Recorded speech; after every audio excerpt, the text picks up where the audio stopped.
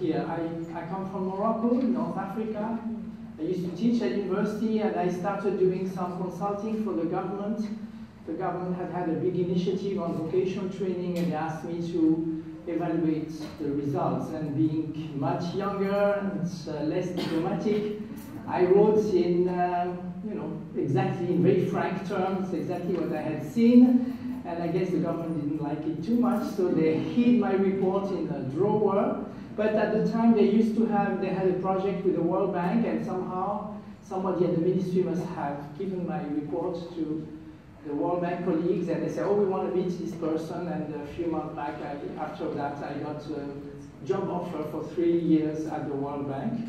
That was in 1986, and in fact, I ended up spending 25 years at the World Bank. The second crucial event was in 1990. I joined the World Bank as a vocational training specialist, and as some of you know, the World Bank and the other donors, for many years, mistakenly, according to me, thought that developing countries did not need higher education, that it was good enough to have basic education, tertiary education, research universities were a luxury that they could not afford. But in 1990, the World Bank decided to write a higher education strategy for the first time. And they hired a very distinguished Malaysian scholar to lead the task. And somehow he found it difficult to fit into the World Bank environment to write, and so they asked me to come and help him, and in fact I had to take over from him. I was 38 at that time, and he was in his late 50s, and he was really knowledgeable. And so it was very awkward for me because I didn't know anything about higher education except all of us who have studied in the university. We often think that we are experts on higher education because we were students or because we are professors. And so it was a very humbling process to learn from him and work with him. And through him, I met distinguished scholars such as Burton Clark and many others. And he really gave me all the right books to read. I describe this period of my life writing a second PhD thesis, but with a World Bank salary. And this became my passion, and I've had the privilege of working in, I think, 96 countries. And then in 2007, I was working in Malaysia. The government had asked the World Bank to write a report on how to establish a world-class higher education system. And we prepared the report and presented it to the government in September 2007, just when the Time Higher Education ranking came out. And the University of Malaya, the country's flagship university, had lost 90 places between 2006 and 2007. So there was consternation in the higher education community. The parliament called for a royal commission of inquiry, and the poor vice-chancellor had to resign. In fact, when we started looking at the reasons for this fall in the ranking, we realized that Time Higher Education had just changed its methodology from one year to the other, and so nothing bad or good had happened to the university in 1 year, but try to explain that to the politicians. So as a result, I realized that rankings was becoming something of interest, and my philosophy has been that when I want to learn about something, I write about it. And so I partnered with a professor at McGill University in Montreal, and together we wrote an article called Uses and Misuses of the Rankings, and that led me to then start working on world-class universities. And I don't think that was my best book, but somehow it got a lot of visibility because of the rankings. And in 2012, January, I took early retirement from the World Bank for personal reasons, and I thought that maybe I would keep a foot in working activities But a week later, I was recruited by the Australian government, and since then I've never traveled and worked so much, to my wife's chagrin. But it's one of the pride I have is that I contributed a little bit to changing the attitude of the World Bank towards higher education. And I remember in 2002 we published a book called Constructing Knowledge Societies, New Challenges for Higher Education. And I remember presenting this book at a conference in Oxford. And there was a Kenyan student who got angry with me. He said, "But you cannot do that to us. You cannot change your mind. Otherwise, how are we going to criticize the World Bank?" So enough said about me. In fact, I must confess that when I saw the list of participants in this conference, I became quite nervous. And I realized that, I asked myself, what is it I could tell you that you don't already know? And so I thought that I needed some inspiration, and yesterday we had a city tour, so we took a walk, and then I found the solution. I met this charming lady who kindly offered to tell me my future, and I thanked her. I said, "You know what, my future is pretty much behind me." What is more important to me is really the future of tertiary education. So I took some notes, and I'm going to share with you what she said. In the future, it will be compulsory for all young people to go to university. Universities will not recruit their students based on the results of their senior certificates, but rather sifting through their Facebook history to see what kind of students they are. In countries where there is not much interest for the basic sciences or engineering education, universities will reach out to kindergartens to start motivating the little children about the importance of science and engineering. In the future, when students join the university for the first time, they will get a free iPad or a Kindle with all the textbooks, or if it's in engineering, they will get a toolbox for the practical work. If you have financial difficulties paying your tuition fees, in the future you will participate in an auction with eBay to get a scholarship or a student loan. And you'll be able to pay your tuition fees with Bitcoins. In the future, students will be able to take their exams with open internet access. And the papers will be marked by using software with artificial intelligence.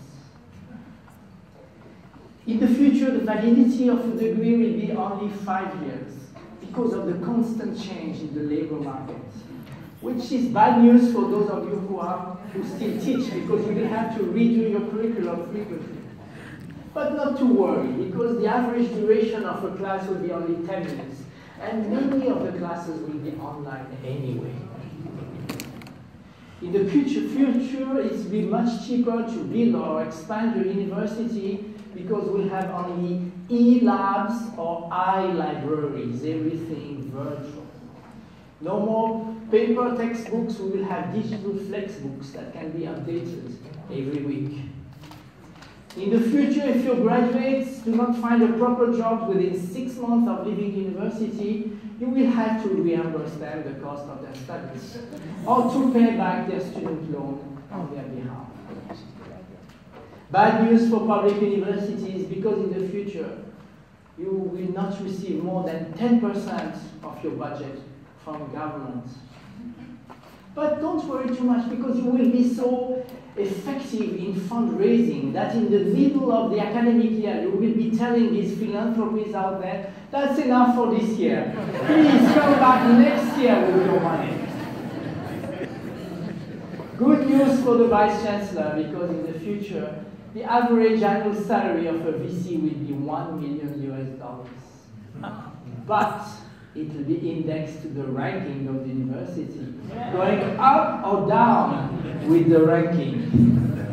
In countries where English is not the mother tongue, parents will have small surgery performed on their children to cut the little skin that ties the tongue to the mouth to improve their English language pronunciation. As you can see, my parents forgot to do that.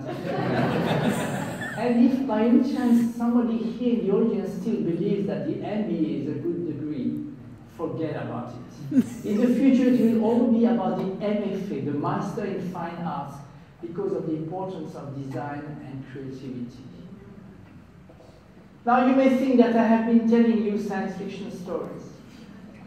I can assure you that each example that I have just mentioned is a real-life case that I found as I travel all over the world. And I do believe that they symbolize the revolution that higher education is going through. And the question is whether your universities are ready to participate in this revolution. And to answer this question with you this morning, I have divided my presentation into 3 parts. First, I would like to talk about the importance of universities for society, the importance of knowledge for innovation. And second, I want to discuss with you how innovation is transforming the way we educate, train our students, or we conduct research. And finally, I want to talk a little bit about tertiary education and the sustainable development goals and the role of universities there. Now, I would like you to start imagining what would happen to a poor country without natural resources, with a 2% tertiary enrollment rate at the time of independence, if they had been told that they should focus only on basic education and not build top universities, where do you think that country would be today?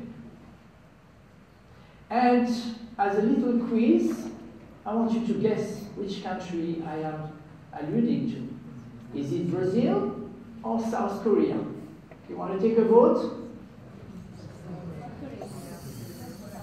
Indeed, because Brazil is a huge country with lots of natural resources, whereas South Korea, when it became independent from Japan in 1945, had only 2% tertiary enrollment rate.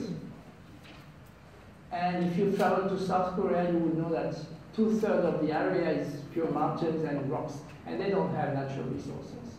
And yet, if we look at the economic evolution, what a splendid story. So back in the 1960s, and that's why I took these 2 countries, they are the same level of economic development. But already in the 2000s, look at the gap between Brazil here and South Korea.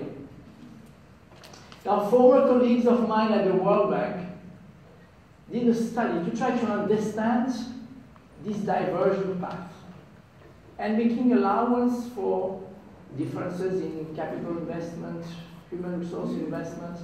They realized that really what had made the major difference is the fact that South Korea, much better than Brazil, has been able to apply new knowledge and technologies to their development.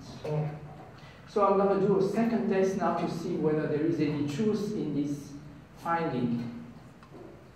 By any chance, does anyone here drive a Hyundai or Kia car? Please show me hands. A few, but not many. Oh, I'm in trouble. Okay, second question. By any chance, does anyone here have in his or her pocket or handbag a Samsung cellular phone? Whoa, almost everybody. By any chance, when you go home and you watch the news, is it on an LG or Samsung screen? Now, please show me your hand if in daily life you use a high-tech Brazilian product. Oh, are you the owner of an Embraer regional reject? Now, it's very interesting to look at what happened in the education systems of both countries. This graph shows you the education attainment of the adult labor force. On the left, we have South Korea, Brazil on the right. Red means only primary education. Blue is secondary, and green is tertiary education. Now, in the 60s, both countries had the same pattern. The large majority of the population had not gone beyond primary education. But if we move forward to 2010, look at South Korea. Almost half of the population has at least a high school qualification, and 40% of the adults have had some kind of tertiary education qualification. In fact, today, South Korea is the OECD country with the highest participation rate. Brazil has improved a lot, but still we have half of the population with only primary, 44% with only secondary, and a mere 7% with a tertiary education qualification. Another interesting piece of statistic is to ask what happens with the scientists who are trained by both countries. Now in Brazil, the large majority, 72%, they graduate and they stay in academia. And academia operates by and large like the ivory tower. In South Korea, by contrast, 60% of them go and work in the private sector, in those R&D departments that create these new high-tech products. And it's no wonder when we look at the patent production of both countries to see the evolution. So back in 1985, both countries produced the same number of annual patents, pretty much. I'm talking about patents registered with the US Bureau of Patents. But in 2011, look at South Korea, 14,400, whereas Brazil, not even 400. And remember that the population of South Korea is 4 times less than that of Brazil. Now, I teased our friend here by mentioning the Embraer jets. As you know, Brazil is the world leader in the production of regional jets. And so I asked myself, what happened there? Did they just get lucky? Pure chance? Or did they do something deliberate about it? And indeed, they did. Back in the late 50s, the federal government set up the Technology Institute of Aeronautics because they wanted to create an airplane industry. And they did that in partnership with MIT. And in fact, the first vice chancellor of that institute was a US professor from MIT. And this is where they train the scientists, the engineers, the technicians that allow them to gradually build these world-class airplanes. Now let me take you to another part of the world. Finland, 500 kilometers north of the capital city, Helsinki, was a small town by the name of Oulu, in the middle of the forest. One big company in that city, what would they do? They would cut the trees to make paper and cardboard. But at some point, the CEO got worried about the future of his industry. And he challenged the government, saying, if you set up a technology university in Oulu, I commit to investing in modern lab and bringing other private sector industries. Now, I must tell you, at that time, professors in Helsinki did not jump with enthusiasm at the thought of moving to this city in the middle of the forest. But the government thought that it was not a bad idea, and they did establish University of Oulu. And today, if you Google, you will see that the city of Oulu and the university share the same website because their development has been so closely intertwined.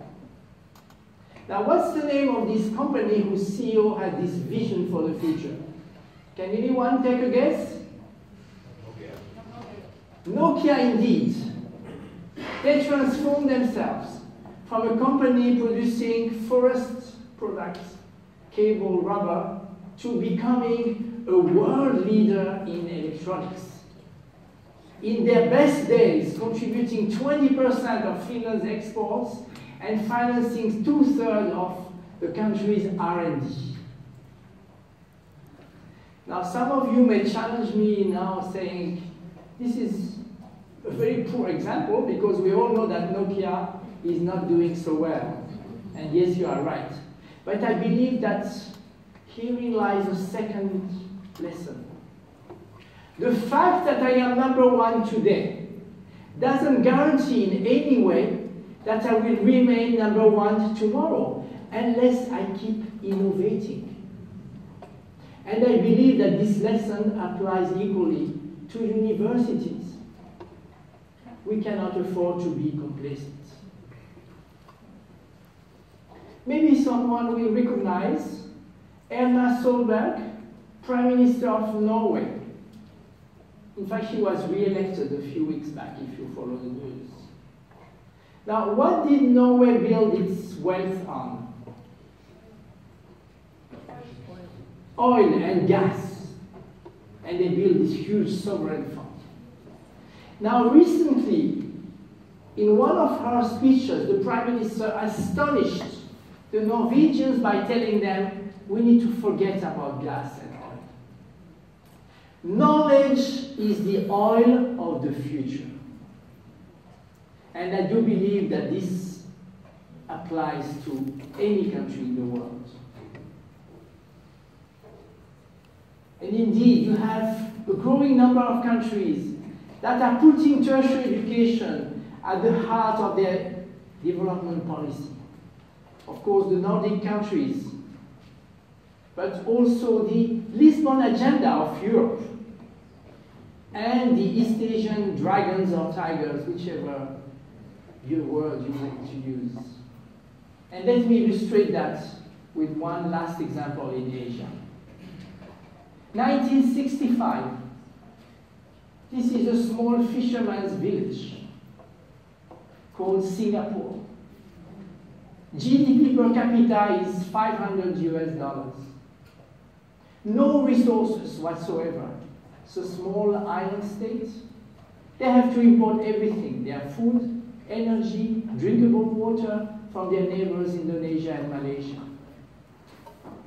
And yet, something happens. If you go to Singapore today, you will discover what they call a smart, livable city. If you take a taxi, it will be a driverless taxi. Their GDP per capita today is $80,000 US. How did they do it? They used their human resources, their brain, and they innovated.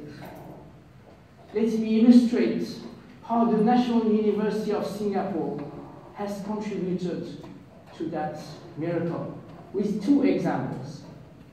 It so happened that a friend of mine was the Dean of Engineering at NUS. And I will tell you the story he told me. 10 years ago, they realized that, we do have a natural resource which we are not exploiting, which, by the way, Namibia has plenty of. The sun. And so he said, well, why don't we start doing research in solar energy? So he joined and wrote his professors and said, please identify the top experts in this area in the world. And they came back with a few names, and one of them was a prominent German scientist by the name of Joachim Luther. So my friend the Dean rushed to Germany, asked for a meeting, and entered the office of Dr. Luther.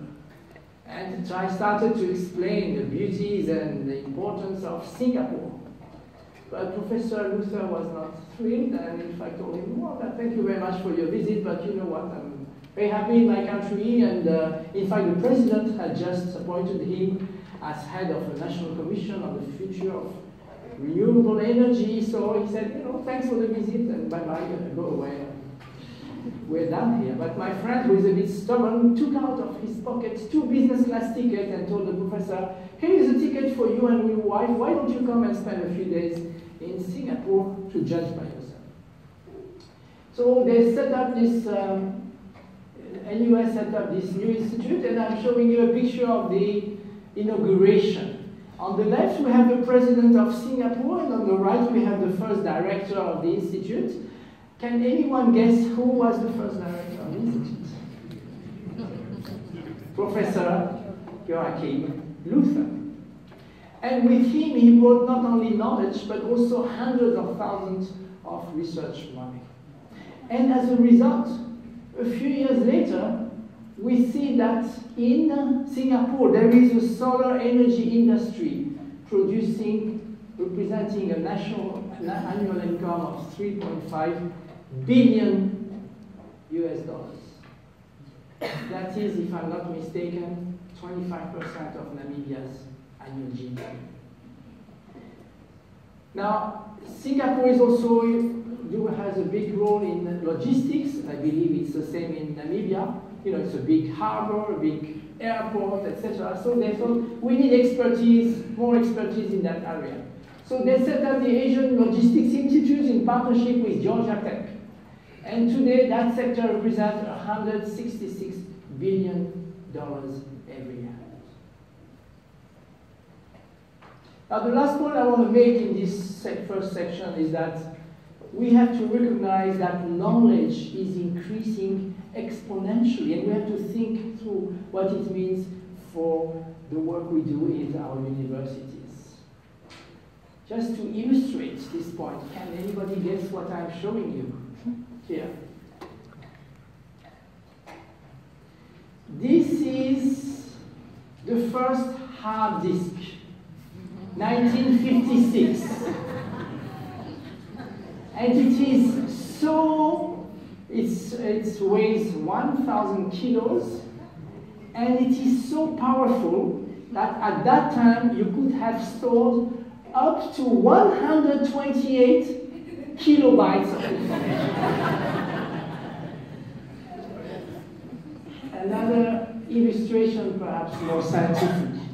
The first year we know how many scientific articles were published on our planet was 1726, 344. In 1800, 10 times more, 3,100. 1900, close to 60,000, 20 times more. 2000, 1.1 million. 2010, 1.8. 2015, 2.5.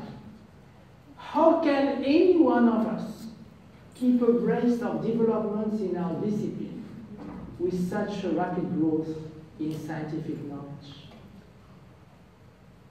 And what does it mean for our students if in some disciplines what we teach them in first year has become obsolete by the time they graduate?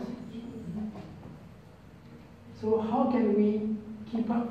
And how can they keep up? And how can we prepare them to keep up?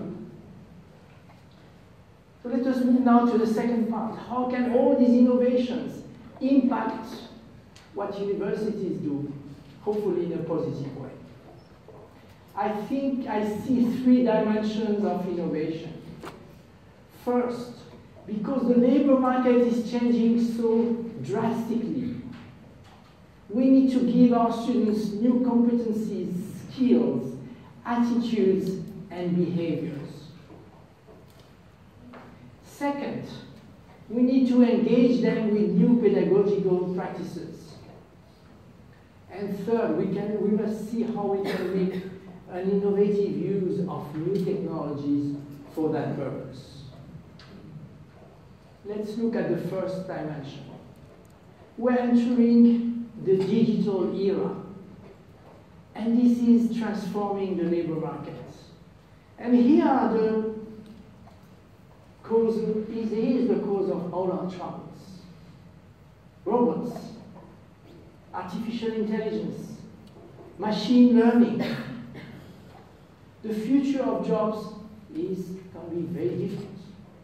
Already, according to two Oxford professors, they have identified 7 professions that have disappeared or are disappearing for the past 5 years. And then you have new jobs. Here is a list of jobs that did not exist 10 years ago. App developer, social media manager, digital risk. You may remember a few months ago, Delta Airlines had to stop all its operations for 3 days with millions of travelers stranded because of a glitch in their computer system. This year, for the first time, the Australian government wanted to have the national census online.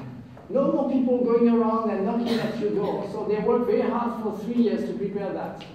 And the day before, the Prime Minister had to announce that it was put on hold because there was a computer glitch. Smart city architects, smart building architects.